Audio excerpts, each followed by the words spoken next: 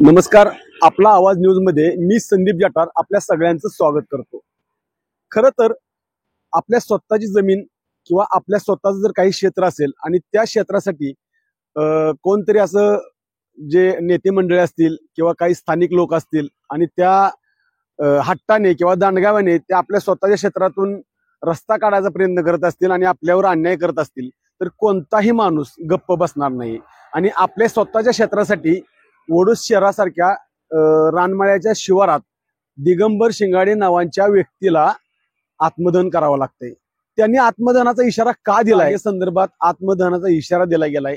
त्या जागेची कुठेही शासन दरबारी रस्ता म्हणून नोंद नाहीये. मात्र काही लोक त्या ठिकाणाहून रस्ता पाहिजे या हट्टावर ते बसले आहेत. आत्मदहनाचा त्यांनी इशारा दिलेला आहे. त्यामुळे हा नक्की प्रकार काय आहे पाहू आणि दिगंबर शिंगाडेंचं म्हणणं काय आहे ते पाहू या सविस्तर व्हिडिओच्या माध्यमातून. राहणार दैवट रोड, रानमाळा, वडूज. माझ्या 113/5/2/1 113/5/2/2B असा सातबारा आहे. त्या सातबाऱ्यातून गावगुंडांना घेऊन स्थानिक गावगुंड आहे ती, काही मळ्यातील गावगुंड आहे ती, काही नगरसेवक आहे ती आणि मुख्य अधिकारी यांना हाताशी गावगुंड धरून माझ्या जमिनीतनं सध्या आता रस्ता करायचं काम चालू केलंय. त्या प्रॉपर्टीचा 2014 त्याच्या अगोदर 1996 साली सुद्धा निकाल झालेला आहे माझ्या बाजूनं. त्याच्या आज जमीन वडिलांची ही मूळची खरेदी आहे. तेव्हापासून ह्याचा दावा चालू असताना देखील तेव्हापासून वडिलांनी कधी रस्ता होऊन दिलेला नाही व अस्तित्वात कधी रस्ता नव्हता.